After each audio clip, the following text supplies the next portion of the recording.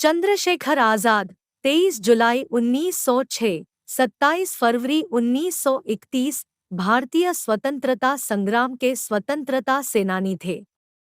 वे शहीद राम प्रसाद बिस्मिल व शहीद भगत सिंह सरीखे क्रांतिकारियों के अनन्यतम साथियों में से थे।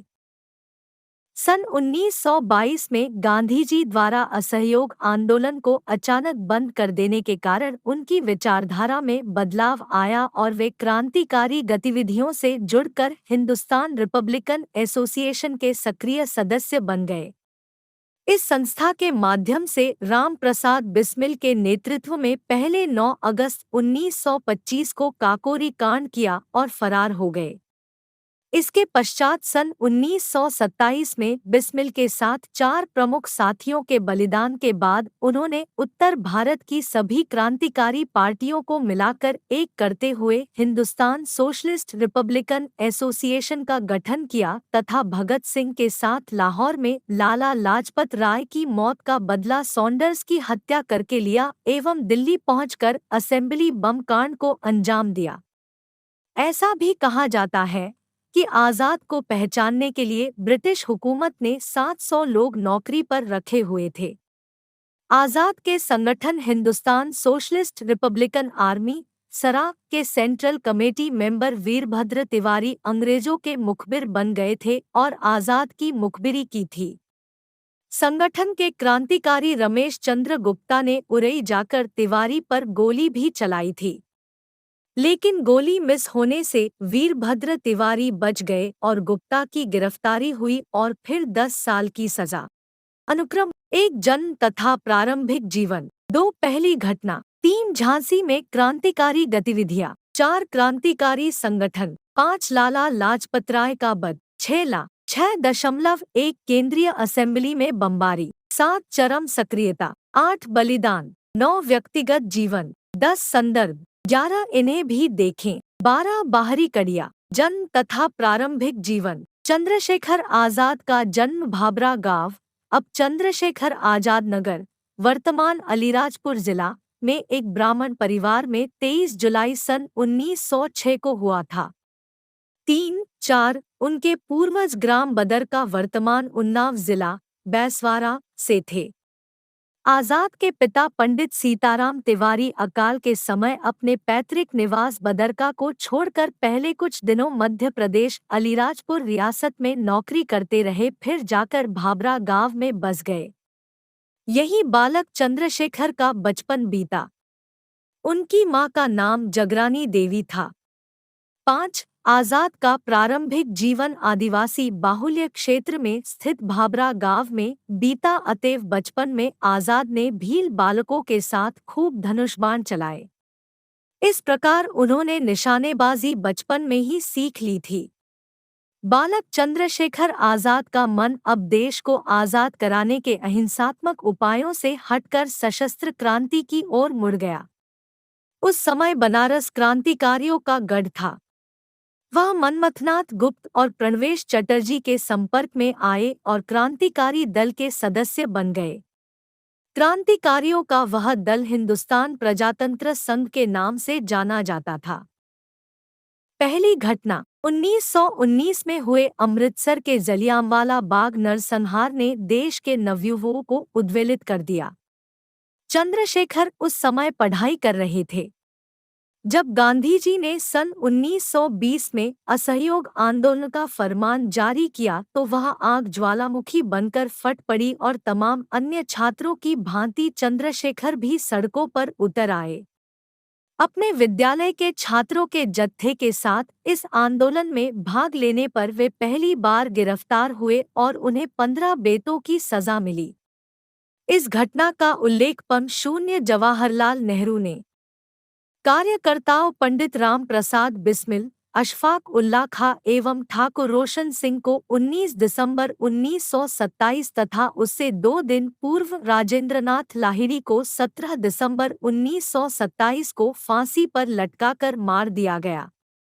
सभी प्रमुख कार्यकर्ताओं के पकड़े जाने से इस मुकदमे के दौरान दल पाए निष्क्रिय ही रहा। एकाध बार बिस्मिल तथा योगेश चटर्जी आदि क्रांतिकारियों को छुड़ाने की योजना भी बनी, जिसमें आज़ाद के अलावा भगत सिंह भी शामिल थे, लेकिन किसी कारणवश यह योजना पूरी न हो सकी। 4 क्रांतिकारियों को फांसी और 16 को कड़ी कैद की सजा के बाद चंद्रशेखर आज़ाद ने उत्तर भारत के सभी क्रांतिकारियों को एकत्र कर 8 सितंबर 1928 को दिल्ली के फिरोज शाह कोटला मैदान में एक गुप्त सभा का आयोजन किया। इसी सभा में भगत सिंह को दल का प्रचार प्रमुख बनाया गया। इसी सभा में यह भी तय किया गया कि सभी क्रांतिकारी दलों को अपने अपने उद्देश्य इस नई पार्टी में विलय कर लेने चाहिए। पर्याप्त विचार विमर्श के पश्चात एकमत से समाजवाद को दल के प्रमुख उद्देश्यों में शामिल घोषित करते हुए हिंदुस्तान रिपब्लिकन एसोसिएशन का नाम बदलकर हिंदुस्तान सोशलिस्ट रिपब्लिकन एसोसिएशन रखा गया। चंद्रशेखर आज़ाद ने सेना प्रमुख, कमांडर इन चीफ का दायित्व संभाला। इस दल के गठन के पश्चात एक नया लक्ष्य निर्धारित किया गया। हमारी लड़ाई आखिरी फैसला होने तक जारी रहेगी और वह फैसला है जीत या मौत। लाला लाजपत राय का बदला। 17 दिसंबर 1928 को चंद्रशेखर आज़ाद, भगत सिंह और राजगुरु ने संध्या के समय लाहौर में पुलिस अधीक्षक के दफ्तर को जा घेरा। ज्यों ही जेपी सैंडर्स अपने अंगरक्षक के साथ मोटरसाइकिल पर बैठकर निकला, पहली गोली राजगुरु ने दाग दी, जो सैंडर्स के मस्तक पर लगी और वह मोटरसाइकिल से नीचे गिर पड़ा। 9 भगत सिंह ने आगे बढ़कर 4-6 गोलियां और दागकर उसे बिल्कुल ठंडा कर दिया। जब सैंडर्स के अंगरक्षक ने पीछा किया तो चंद्रशेखर आज़ाद ने अपनी गोली से उसे भी समाप्त कर दिया। लाहौर नगर में जगह जगह पर्चे चिपका दिए गए कि लाला लाजपत राय की मृत्यु का बदला ले लिया गया। समस्त भारत में क्रांतिकारियों के इस कदम को सराहा गया। 10 केंद्रीय असेंबली में बमबारी। चंद्रशेखर आज़ाद के ही सफल नेतृत्व में भगत सिंह और बटुकेश्वर दत्त ने 8 अप्रैल 1929 को दिल्ली की केंद्रीय असेंबली में बम विस्फोट किया। यह विस्फोट किसी को भी नुकसान पहुंचाने के उद्देश्य से नहीं किया गया था। विस्फोट अंग्रेज सरकार द्वारा बनाए गए काले कानूनों के विरोध में किया गया था। इस कांड के फलस्वरूप क्रांतिकारी बहुत जनप्रिय हो गए। केंद्रीय असेंबली में बम विस्फोट करने के पश्चात भगत सिंह और बटुकेश्वर दत्त ने स्वयं को गिरफ्तार करा लिया। वे न्यायालय को अपना प्रचार मंच बनाना चाहते थे। 11 चरम सक्रियता। आज़ाद के प्रशंसकों में पंडित मोतीलाल नेहरू, पुरुषोत्तम दास टंडन का नाम शुमार था। जवाहरलाल नेहरू से आज़ाद की भेंट आनंद भवन में हुई थी, उसका जिक्र नेहरू ने अपनी आत्मकथा में फांसीवादी मनोवृत्ति के रूप में किया है। इसकी कठोर आलोचना मनमथनाथ गुप्त ने अपने लेखन में की है।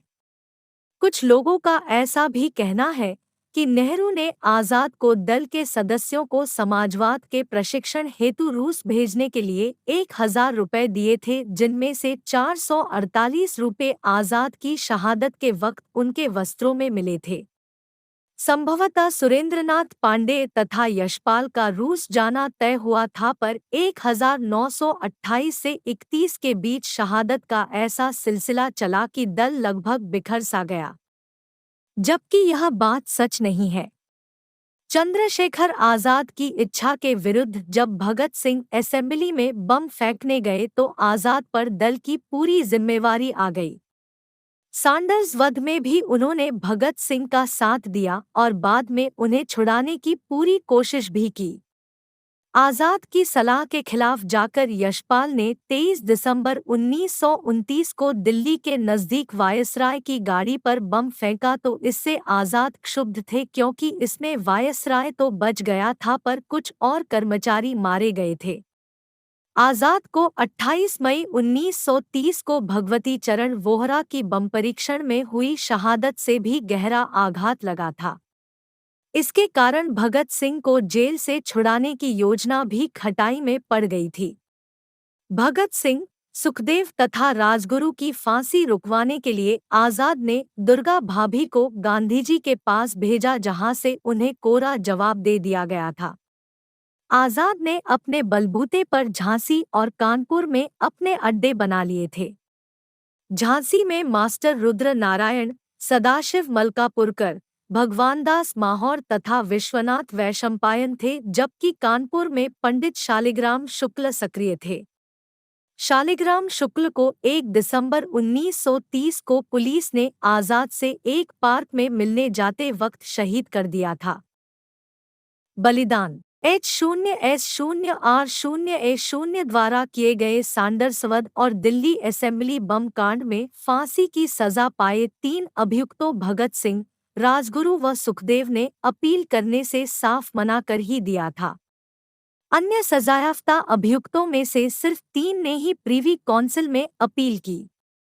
11 फरवरी 1931 को लंदन की प्रीवी काउंसिल में अपील की सुनवाई हुई। इन अभियुक्तों की ओर से एडवोकेट प्रिंट ने बहस की अनुमति मांगी थी, किंतु उन्हें अनुमति नहीं मिली और बहस सुने बिना ही अपील खारिज कर दी गई। चंद्रशेखर आजाद ने मृत्यु दंड पाए तीनों प्रमुख क्रांतिकारियों की सजा कम कराने का काफी प्रयास किया। वे उत्तर प्रदेश की हरदोई जेल में जाकर गणेश शंकर विद्यार्थी से मिले। विद्यार्थी से परामर्श कर वे इलाहाबाद गए और 20 फरवरी को जवाहरलाल नेहरू से उनके निवास आनंद भवन में भेंट की। आजाद ने पंडित नेहरू से यह आग्रह किया कि वे गांधी जी पर लॉर्ड इरविन से इन तीनों की फांसी को उम्र कैद में बदलवाने के लिए जोर डालें। अल्फ्रेड पार्क में अपने एक मित्र सुखदेव राज से मंत्रणा कर ही रहे थे, तभी C0I0D0 का S0S0P0 बाबर जीप से वहां आ पहुंचा। उसके पीछे पीछे भारी संख्या में कर्नलगंज थाने से पुलिस भी आ गई। दोनों ओर से हुई भयंकर गोलीबारी में आजाद ने 3 पुलिस कर्मियों को मौत के घाट उतार दिया और कई अंग्रेज सैनिक घायल हो गए। अंत में जब उनकी बंदूक में एक ही गोली बची तो वो गोली उन्होंने खुद को मार ली और वीरगति को प्राप्त हो गए। यह दुखद घटना 27 फरवरी 1931 के दिन घटित हुई और हमेशा के लिए इतिहास में दर्ज हो गई। पुलिस ने बिना किसी को इसकी सूचना दिए चंद्रशेखर आजाद का अंतिम संस्कार कर दिया था। जैसे ही आजाद की बलिदान की खबर जनता को लगी, सारा प्रयागराज अल्फ्रेड पार्क में उमड़ पड़ा। जिस वृक्ष के नीचे आजाद शहीद हुए थे, लोग उस वृक्ष की पूजा करने लगे। वृक्ष के तने के इर्दगिर्द झंडियां बांध दी गई। लोग उस स्थान की माटी को कपड़ों में, शीशियों में भरकर ले जाने लगे। समूचे शहर में आजाद के बलिदान की खबर से जबरदस्त तनाव हो गया। शाम होते होते सरकारी प्रतिष्ठानों पर हमले होने लगे। लोग सड़कों पर आ गए। आजाद के बलिदान की खबर जवाहरलाल नेहरू की पत्नी कमला नेहरू को मिली तो उन्होंने तमाम कांग्रेसी नेताओं व अन्य देश भक्तों को इसकी सूचना दी। बाद में शाम के वक्त लोगों का हुजूम पुरुषोत्तम दास टंडन के नेतृत्व में प्रयागराज के रसूलाबाद शमशान घाट पर कमला नेहरू को साथ लेकर पहुंचा। अगले दिन आजाद की अस्थियां चुनकर युवकों का एक जुलूस निकाला गया। इस जुलूस में इतनी ज्यादा भीड़ थी कि प्रयागराज की मुख्य सड़कों पर जाम लग गया। ऐसा लग रहा था जैसे प्रयागराज की जनता के रूप में सारा हिंदुस्तान अपने इस सपूत को अंतिम विदाई देने उमड़ पड़ा हो। जुलूस के बाद सभा हुई। सभा को शचीन्द्रनाथ सान्याल की पत्नी प्रतिभा सान्याल ने संबोधित करते हुए कहा कि जैसे बंगाल में खुदीराम बोस की बलिदान के बाद उनकी राख को लोगों ने घर में रखकर सम्मानित किया, वैसे ही आजाद को भी सम्मान मिलेगा। सभा को कमला नेहरू तथा पुरुषोत्तम दास टंडन ने भी संबोधित किया। इससे कुछ ही दिन पूर्व 6 फरवरी 1931 को पंडित मोतीलाल नेहरू के देहांत के बाद आजाद भेष बदलकर उनकी शवयात्रा में शामिल हुए थे। आजाद के संगठन हिंदुस्तान सोशलिस्ट रिपब्लिकन आर्मी सराफ के central committee member Virbhadra Tiwari अंग्रेजों के मुखबिर बन गए थे और आजाद की मुखबिरी की थी। संगठन के क्रांतिकारी रमेश चंद्र गुप्ता ने उरई जाकर तिवारी पर गोली भी चलाई थी, लेकिन गोली मिस होने से वीरभद्र तिवारी बच गए और गुप्ता की गिरफ्तारी हुई और फिर 10 साल की सजा। व्यक्तिगत जीवन। भारत सरकार ने 1988 में महान बलिदानी की स्मृति में डाक टिकट जारी किया। आजाद प्रखर देशभक्त थे। काकोरी कांड में फरार होने के बाद से ही उन्होंने छिपने के लिए साधु का वेश बनाना बखूबी सीख लिया था और इसका उपयोग उन्होंने कई बार किया। एक बार वे दल के लिए धन जुटाने हेतु गाजीपुर के एक मरणासन्न साधु के पास चेला बनकर भी रहे ताकि उसके मरने के बाद मठ की संपत्ति उनके हाथ लग जाए। परंतु वहां जाकर जब उन्हें पता चला कि साधु उनके पहुंचने के पश्चात मरणासन्न नहीं रहा अपितु और अधिक हट्टा-कट्टा होने लगा तो वे वापस आ गए। प्राय सभी क्रांतिकारी उन दिनों रूस की क्रांतिकारी कहानियों से अत्यधिक प्रभावित थे। आजाद भी थे, लेकिन वे खुद पढ़ने के बजाय दूसरों से सुनने में ज्यादा आनंदित होते थे। एक बार दल के गठन के लिए बम्बई गए तो वहां उन्होंने कई फिल्में भी देखी। उस समय मूक फिल्मों का ही प्रचलन था, अतः वे फिल्मों के प्रति विशेष आकर्षित नहीं हुए। चंद्रशेखर आजाद ने वीरता की नई परिभाषा लिखी थी। उनके बलिदान के बाद उनके द्वारा प्रारंभ किया गया आंदोलन और तेज हो गया। उनसे प्रेरणा लेकर हजारों युवक स्वतंत्रता आंदोलन में कूद पड़े। आजाद की शहादत के 16 वर्षों बाद 15 अगस्त सन 1947 को हिंदुस्तान की आज़ादी का उनका सपना पूरा तो हुआ, किंतु वे उसे जीते जी देख न सके। सभी उन्हें पंडित जी ही कहकर संबोधित किया करते थे। अगर वीडियो अच्छी लगी तो प्लीज़ चैनल सब्सक्राइब करें।